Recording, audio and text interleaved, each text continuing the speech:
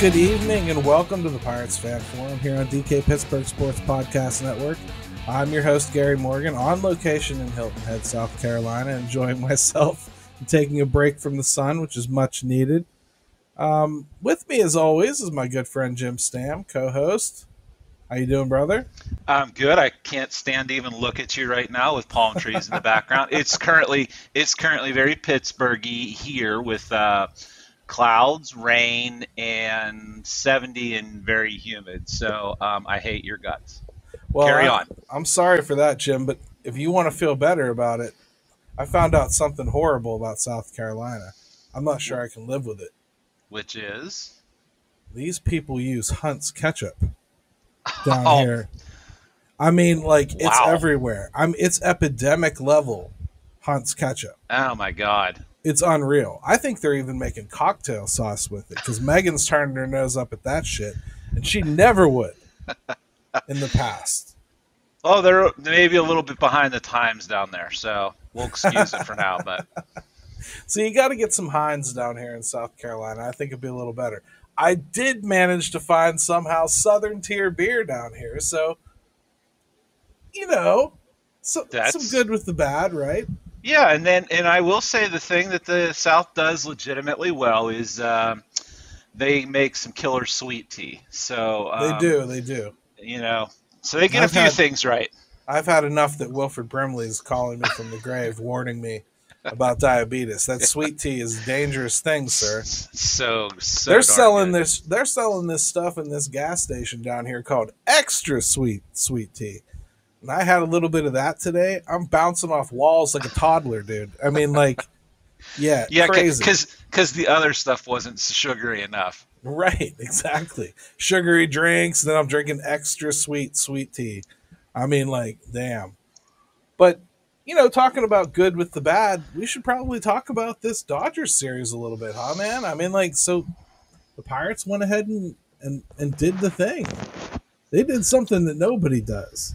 This hasn't happened in baseball, period, a lot, let alone this year or with this organization. It's been 22 years since they've beat the Dodgers in L.A. Swept them anyway. Yeah. I mean, that's crazy.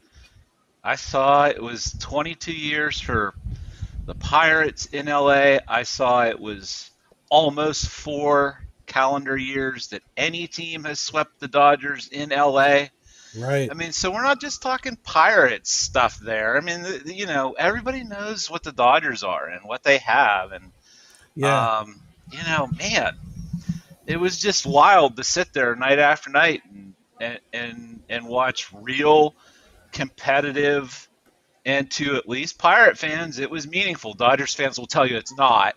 Right. But it certainly was for Pirate fans, wasn't it? I think that, for one thing, what I learned this series more than almost anything else, Hayes and Brian Reynolds hold so many cards when it comes to whether that offense ticks or not. If those two are going, everything else falls into place. You can deal with the terrible averages and the lack of contact with almost everyone else if those two are clicking. Because there's a likelihood that someone else in the lineup will have a good night. And when those two are clicking, you add that in and instant offense. Yeah, I mean, obviously, Hayes has been just fairly consistent. Reynolds hasn't had that opportunity yet. But, yeah, when they both get going, and then there's always going to be a Chavis that does something, or I mean, even some of the younger guys have filled in and stepped up from game to game. It at least gives you a fighting chance on nights where you're not trying to beat a team 1-0, you know. Yeah, and man, I know it's one game, and we haven't gotten off of the Mitch Keller roller coaster. Probably won't anytime soon. That was a really positive start for him, and I know he walked 5 guys. But Man, he danced through the raindrops and really and truly kept that lineup at bay. He never let them get real hard contact. He's up near the top of the league in preventing hard contact, actually. Well, he only gave up 2 hits. So, I mean, you know, he was just he was just wild enough to make things interesting, but he was just wild enough that he was actually getting a lot of weak contact and swings and Right. misses too. So look, I mean, if you'd have told me before, I said before that game, I said I don't like this matchup for Mitch Keller, and he went 5 innings and gave up 2 runs and 7 base runners. I mean, Wasn't conventional, but I'll take that every night out against a lineup like that. absolutely. But you go into a season or a series like this, who the hell would say that's a good matchup for Mitch Keller? It's a terrible Right. matchup for Mitch Keller. Sure. I just saw what he did in 5 innings. I don't want to see it again next week. That lineup is going to get you more often than not, and just you have to pitch to it a certain way. And I gotta say, the Pirates pitching staff handled it masterfully. They really did, and they overcame some pretty bad defense along the way. Yeah, it was an interesting series just because you had some shoddy defense and then some exceptional defense at times. No, that Hayes to Chavis play and back to. I don't know that I've ever seen a first and third baseman team up on something that pretty Yeah, that well, should have been awkward. right. Well, you've got two guys that that are playing positions that they're pretty athletic for those positions. I know Right. Chavis doesn't have the experience over there, but he's a pretty athletic guy, especially at first base. And what Hayes did on the front end of that, and then on the back end, and covering still, and just they needed the plays, and then the Reynolds play at home, and Heineman, what he did on that catch and tag I and mean, block. even that right there is the dichotomy of this team and what they've done in this Yeah, series. Reynolds bonehead play to set up second and third, right. and then ultimately pulls them out of it with a great throw to third or to home for a strike, like just gone. It, So, it yeah, I mean, it's here's the thing too is like nobody's under any illusions that the Pirates are in a situation where they're better than the Dodgers. Um, but I think what you saw is when you get some decent starting pitching, you can put the ball over the fence a little bit, and you make some timely plays on defense. The team doesn't look as bad as they have, starting off the season, and that they can play some baseball that's competitive. So, and I don't think that's too much to ask moving forward. I don't either, Jim. So I mean, I think it's kind of what we've been saying all along. I think we'll like this team a lot better in September than we did in April. I think we just got to see some of it a little early. And I'm kind of excited about it. And I think we should take a quick break. And when we come back, let's kind of pick up with that, Jim. Let's start diving into some of these guys are going to come back. What do you do with them? Do you want them to come back? Do we maybe Gonna, just say sayonara? gonna be a little bit crowded body wise. So yeah, let's talk about it.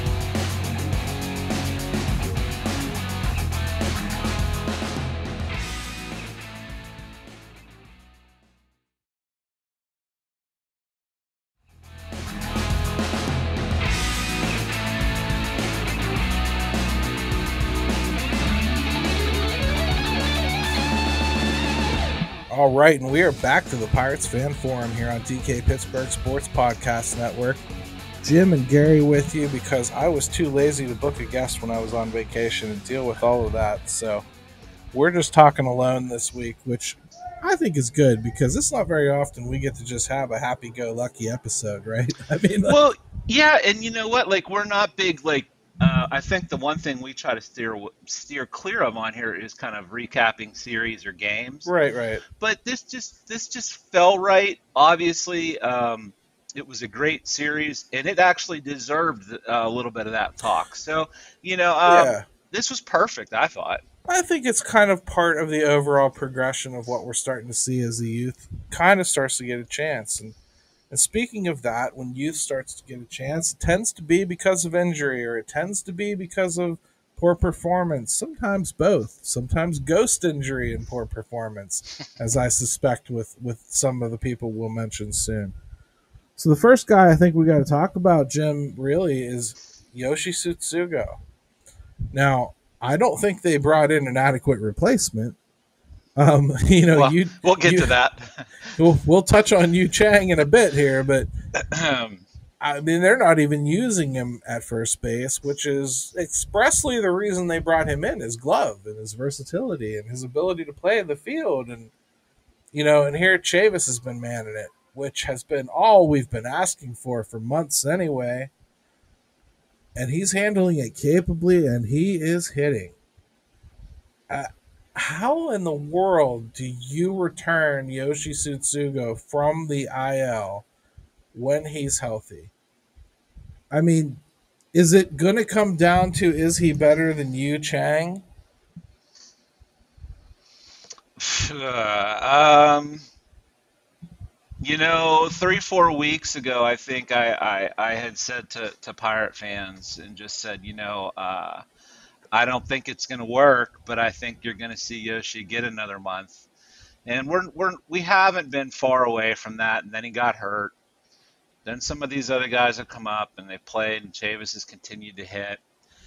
You know, um, Gary, I think they could just get away with DFAing him. I don't know that you worry about it. If it doesn't, and if someone were to claim him, okay. Um, If someone were to claim him, thank God. yeah, because then you're getting a gift with the salary situation. Right, but like I don't know how you look at Marcano, and I'm not saying he's playing first base, but I No, don't know how you look at him or Castillo or even Castro.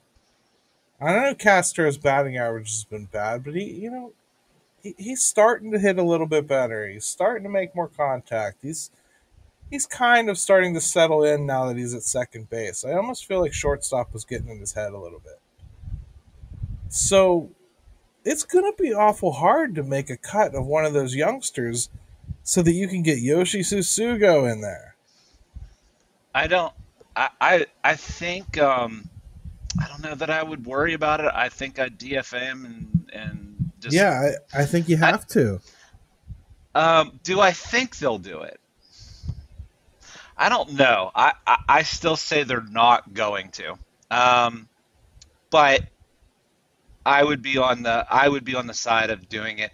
And I think like too, you've got enough guys like that have stepped up and produced a little bit, even in small sample sizes, that they kind of deserve to play a little bit more and see, how it shakes out. What has Yoshi done to deserve it? It's a little hard for me to sit here and say that he deserves a shot over anybody else. I don't think he's earned it this year. I think if they brought him back, it would purely be for salary. I'd actually, for once, be on the side of people that want to talk about Nutting's wallet because that's specifically a move that says, I'm afraid to cut bait with somebody because I paid them. And I don't Yeah. think that that's an acceptable reason to keep a guy around blocking youngsters. So I say move on just like you do. Here's another interesting one because he's kind of out of sight, out of mind, but up until the injury was the best hitter on the team, almost. Daniel Vogelback.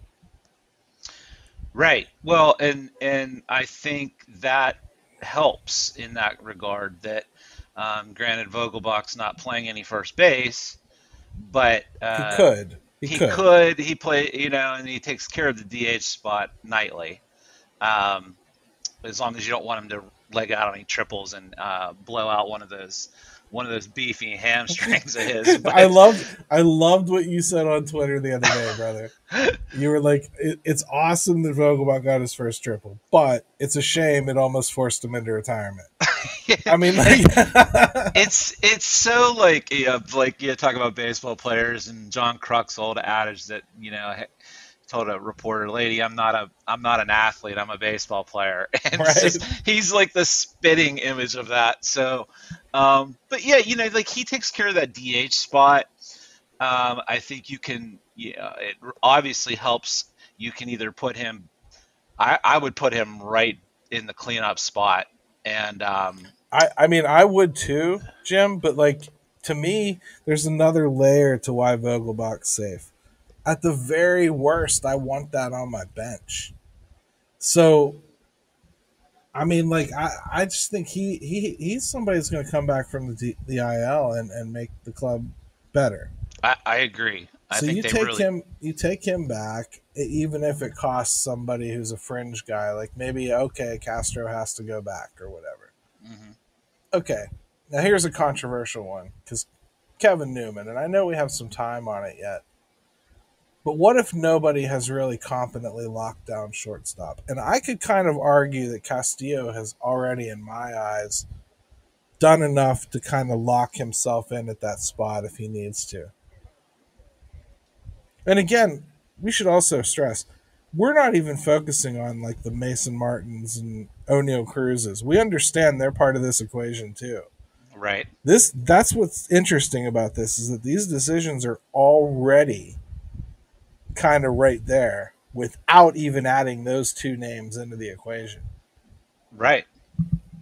Yeah. The things get really crazy and weird here if they get guys back from the IL. I mean, we're talking even the Greg Allens of the world and the Kevin Newmans, Yeah. and I mean, there's just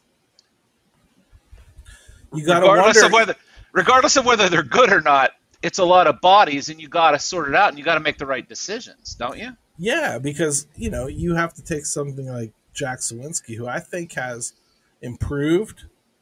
I think he's played really good defense. I think he's providing some much needed power, but his batting average is pretty abysmal. He's And striking and out a lot. and has struggled against lefties. Yeah, that said, he does take a professional at bat. He looks good up there. I have a feeling that he's pretty good at making contact when he has to. I've seen that out of him. He looks like he does a pretty good job of hitting it the other way. I've liked what I've seen from Jack Sawinski. But he may be the sacrificial lamb at some point if Cal Mitchell is continuing to hit or Cal Mitchell starts to hit. Yeah, and I'm okay with that. I think you do take.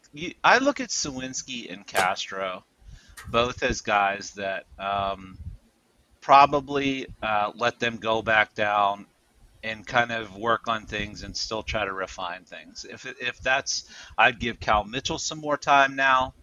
I think both. I think they've done a good job of playing Sawinski and just letting him try to work through things. My fear was that they were not going to let him, and he was just kind of sit. So I'll give him some credit there. No, and I have liked this kind of aspect of the development of certain players.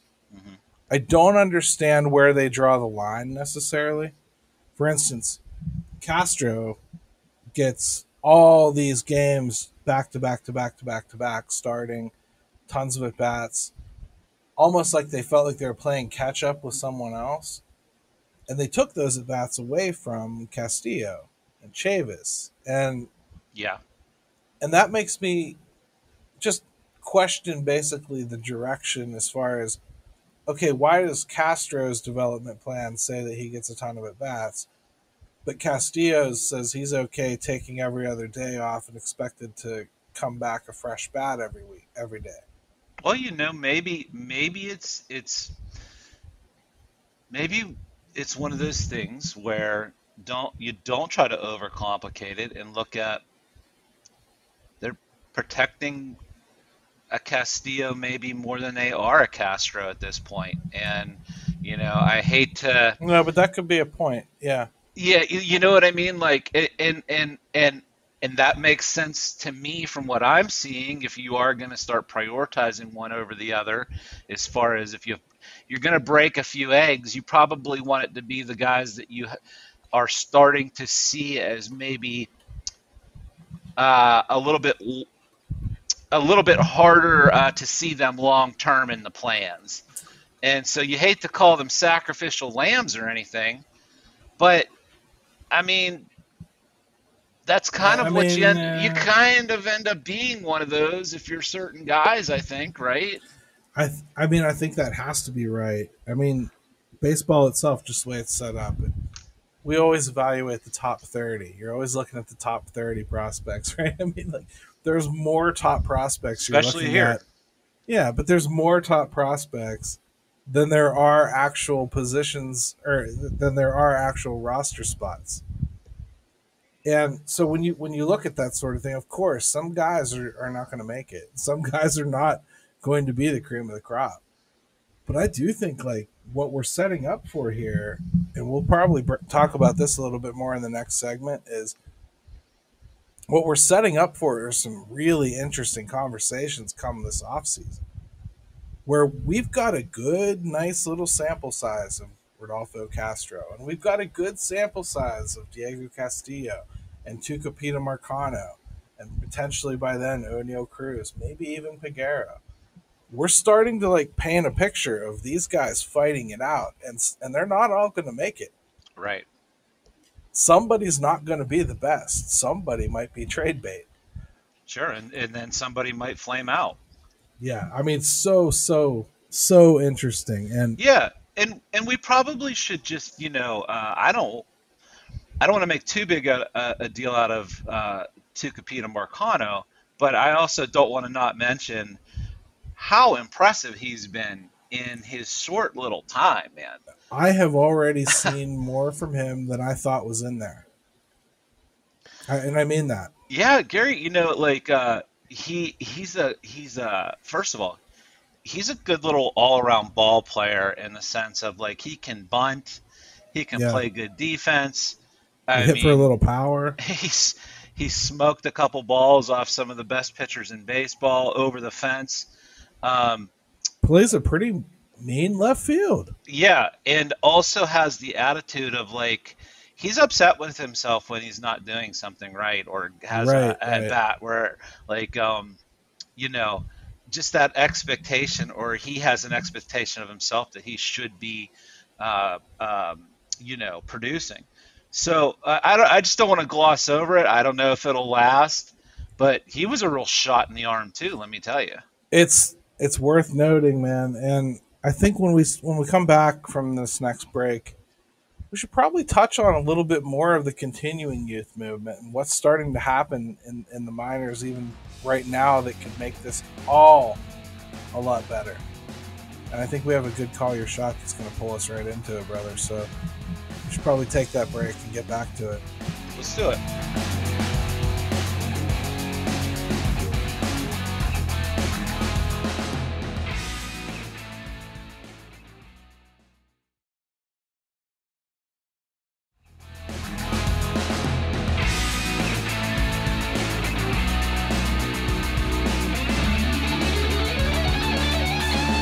All right, and welcome back to the Pirates Fan Forum here on DK Pittsburgh Sports Podcast Network.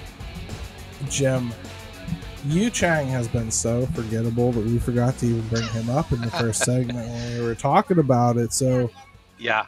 what are they going to do? I mean, like, for instance, I don't know. Everything I read, they said he was brought in for his versatility and ability to play in the field. They haven't played him in the field. They're just putting him in there as an automatic out as a DH, almost like. I mean, they could use a ton of different people for that.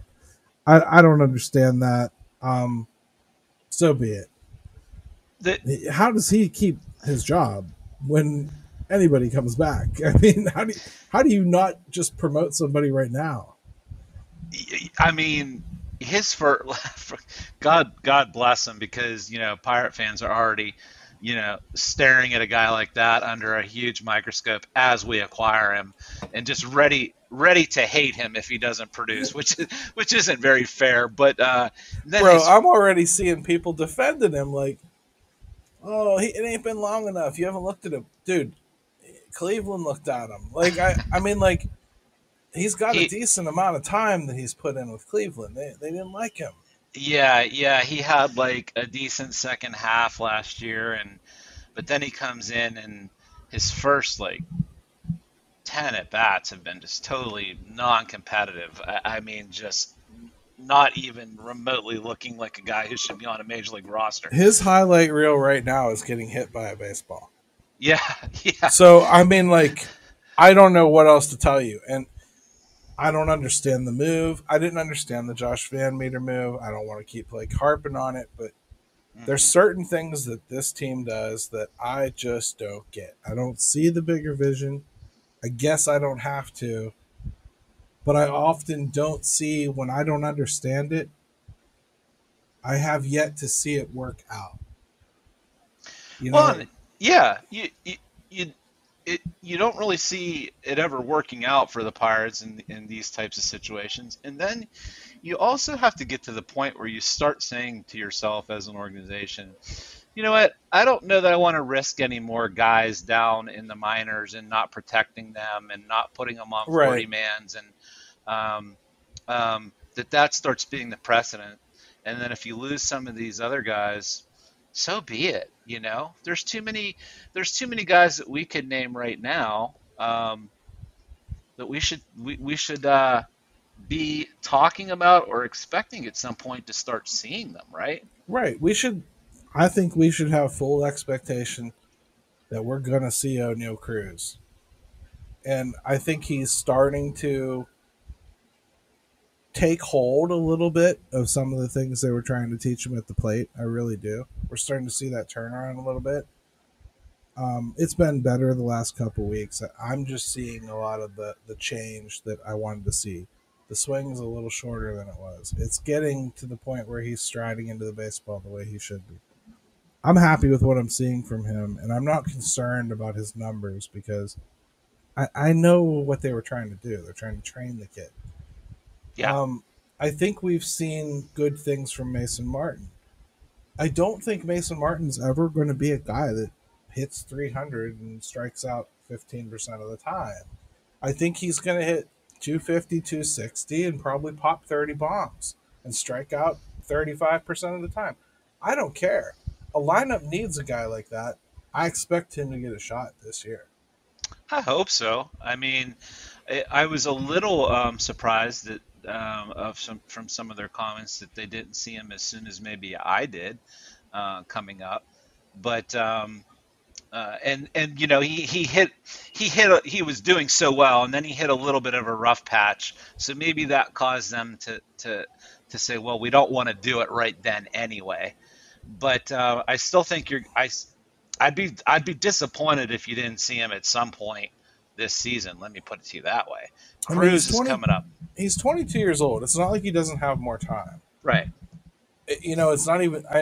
I think the reason that everybody kind of glazes over the fact that he's 22 is because he's already arbitration or not arbitration. He's already Rule 5 eligible, and that's kind of young to be Rule 5 eligible. And they'll definitely protect him next year. He's definitely closer than they perceived this year. So I wouldn't worry about it too much. But I just don't think that additional training is going to do much for him. I think this is the kind of hitter he is. I'm okay with that. I'd almost rather him just get up here and start getting adjusted to major league pitching. That said, we were just talking about, Chavis has probably earned first Hmm. base. We've already talked about cutting Yoshi before even mentioning Mason's name. You've already got Vogel back as well as a backup. So I don't know. Is it necessary right now? No, probably not necessary. But I think it will become that as the season goes on. Just from what you're saying is the standpoint of don't know that Mason Martin's going to magically turn into a different kind of hitter. So eventually you're just going to want to have to give him that taste and give him a shot and see how he does. And I'll even go one step.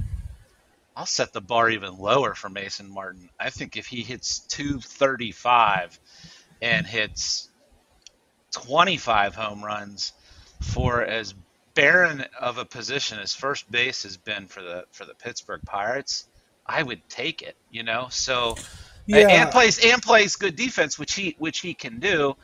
And I know people get the defense doesn't matter anymore. I think we just saw that it does. So those are just those are some factors.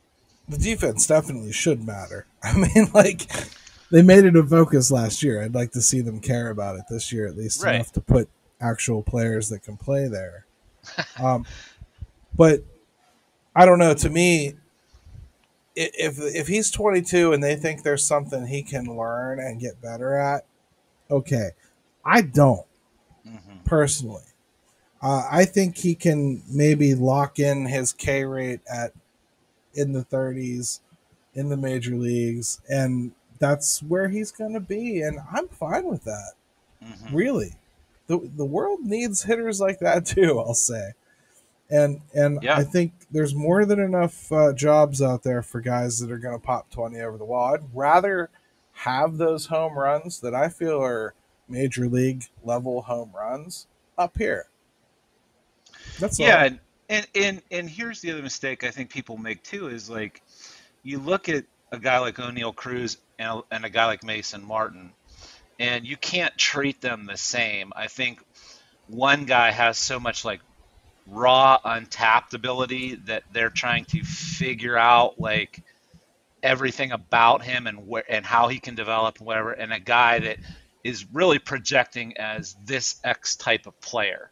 Right. And so to talk about calling them up at the same time, or one's here and one's not, or they both should be here, um, I think that that's a little bit of a mistake on viewing guys the same. And we all have a tendency to do that sometimes. Sure. I mean, like, if you want to make a decision, like, okay, Michael Chavis is our guy when we have a left-handed starter, Hmm. and Mason Martin is our guy when we have a right-handed starter. It's going to be a straight platoon situation. That's what we're going to do. That's how we're going to deploy them. And you feel that's enough at bats for Mason Martin to get. I think you pull the trigger on bringing him up. If you're not going to commit to that, where he's going to get that percentage, that lion's share of at bats, I don't want to see that. I really don't. Yeah, And to be yeah. honest, right now, I'm kind of comfortable seeing a little bit more of Michael Chavis. You know, Well, until Chavis proves that he can't play, let's just you believe he can play, right? you Yeah. gotta play him until he shows you otherwise. And I know that there are things that project long term that don't you know bode well for the guy he doesn't get any walks. But at some point you just got to go, okay, you know what? He just keeps continuing to hit. We're gonna have to play him. Yeah, I'm not sure how much longer they can pretend that that's not a thing, but we'll see. They did it with Castillo way longer than I thought they would. So They did, and you know, I'm glad Newman's a little bit far out still. Not that he had a setback and all that. I hope he's healthy and whatever. But I don't want that coming in right now. Um, I think Castillo showed enough. I mentioned this last week that I don't know that he's a guy that you have to send back down, and I think he can figure it out at the major league level. So I look at guys like Castro and Sawinski. Those are the two that I would earmark as guys that I'd like to see go down and get some more at bats and work on things.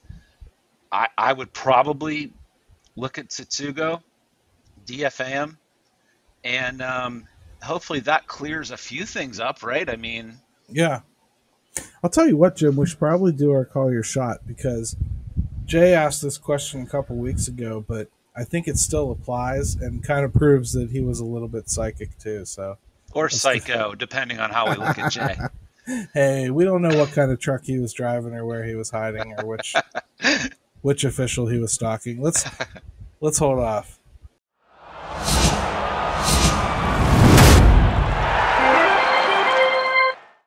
Hey boys, Pirates fan forum. All other PFFs are trash. Let's get that straight. Hey, so great game today, and just got me thinking, does this team through 10% of the games, early overreaction time, does this team through 10% of the games change your outlook on the full season in terms of just total number of wins? For me, I think it does a little bit. I'd say I was thinking more like 70 wins on the year, and now I feel like 75 is very doable with this bullpen. I do feel like the young guys getting called up is going to give us some more offense. So we're still not at a 500 team, I think, for the year, but it's enough excitement for me to say 75 wins is a victory. So what are your thoughts? All right, so that was Call Your Shot. That was our buddy Jay out in Colorado. And representing the Pirates out in the Denver area, so you gotta like that. Right. I especially enjoy being the best of the PFFs. I'd never even made the connection, oddly enough. So there you have it. And we certainly don't want to call anybody trash, that's for sure. So that's on Jay. Yes, not again, not this week. But we he submitted this a while ago, and there was, I think, 10% of the season was gone. That was kind of irrelevant because I think what happened here is, in his question, he's kind of been proven right. This is exactly what has kind of transpired. The youth has come up.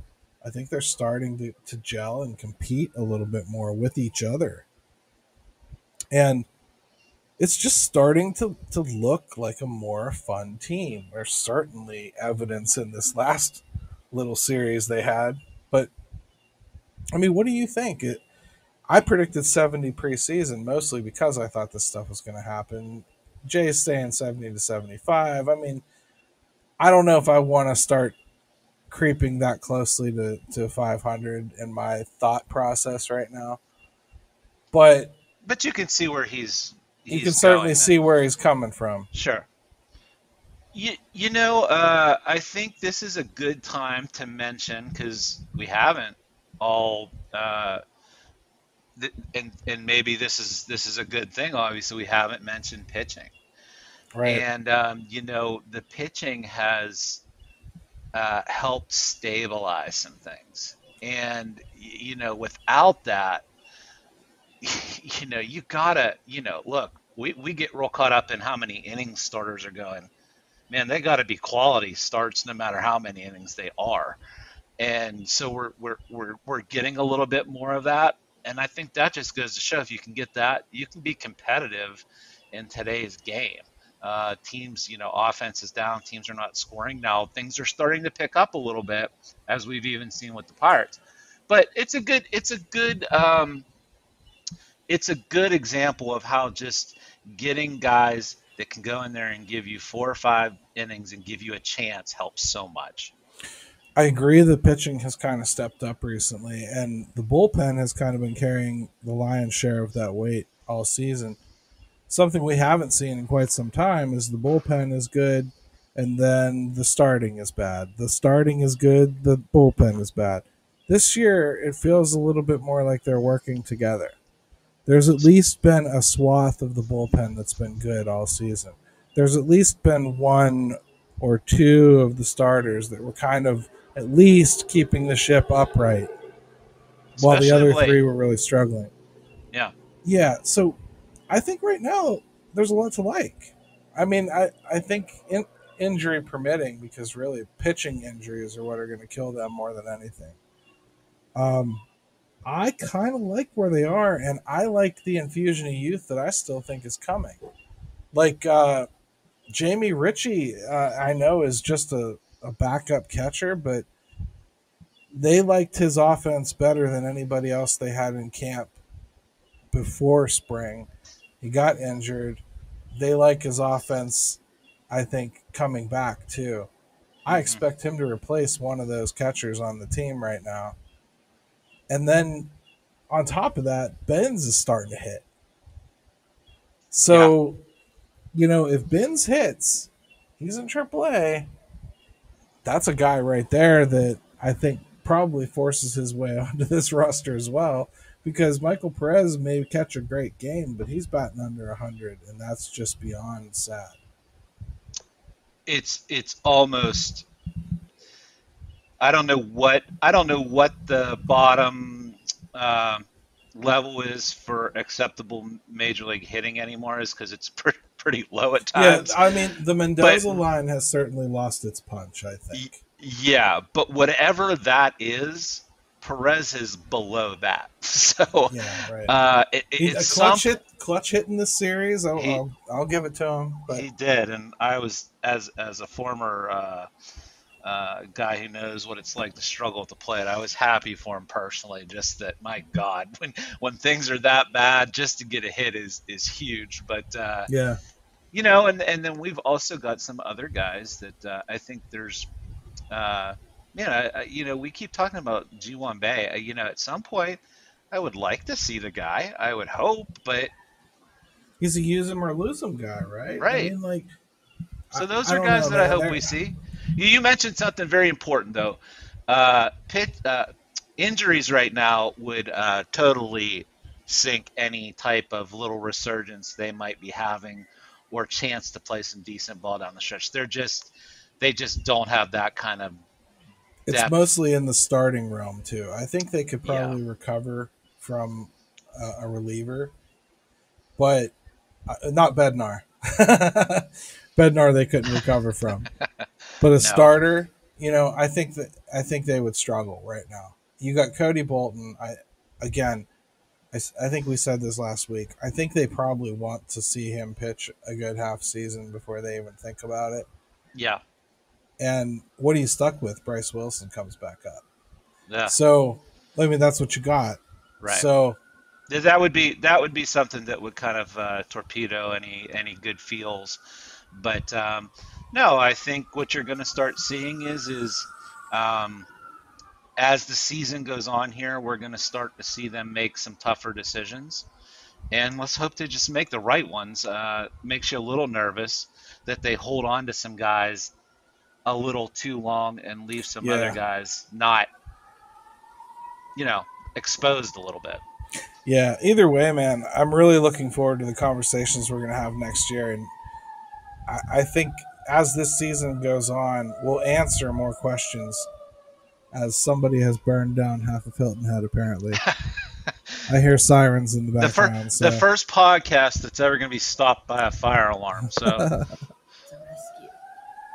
anyways, yesterday the fire alarm went off here in the condo, and we all had to evacuate, and we're standing out there like wondering what's going on. We're watching the firemen walk up and down.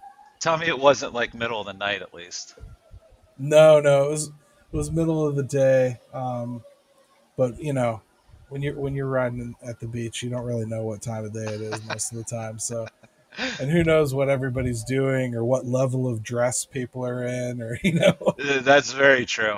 Yeah, so it was a pretty slow evacuation, I would say. And my father-in-law, my in-laws are with us. We came with them, and he's a first responder type guy, so it was probably killing him watching how slowly things were developing, but good times all in all. And Pirates made it better because we sat up listening to the games most nights, and including last night, and super fun sitting out there just old fashioned listening to a baseball game, listening to my team go out there and put one on, the best team in the league, and just make them wear it. I loved it. I really did. It gave me hope for the rest of this season and how fun I think it can be. Yeah, and how many times over the years lately have we watched games and you're just watching them and saying, like, there's just no way we can ever compete in a game. And maybe on most nights we still can't, but for those 3 nights, they did. And it's hopefully just a reminder of, hey, just try to keep closing the gap. That's all you can do. Yeah, I mean, I think I said on Twitter the other day, they're a fun, young, frustrating, and inconsistent team, but I think the arrow is pointed up. I do think they're an improving team. Yeah, and if they, hey, you know what? There's probably still an 8-game losing streak in here somewhere coming because Sure, there is. because of those things, and that That's fine this season. I expected it if it happens, but I will also say this too, like, hey, Dodgers fans, relax. Come on now. You guys got everything going on.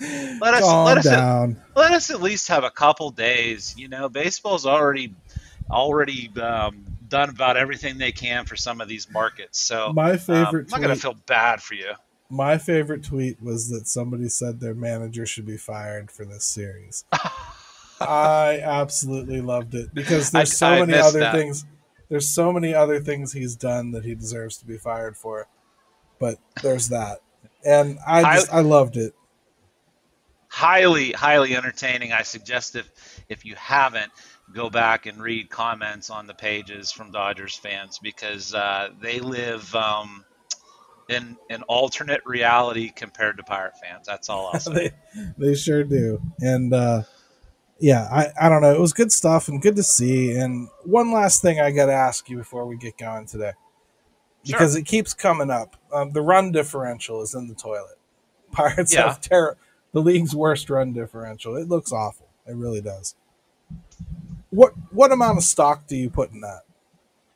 It's a good predictor, I think, but it seems to me that it kind of doesn't take a lot of things into account. Like, how many times did you give up 6 or 7 runs having position players finish out games? Is the team anywhere near what it was when the season started? I mean, have you replaced half the roster?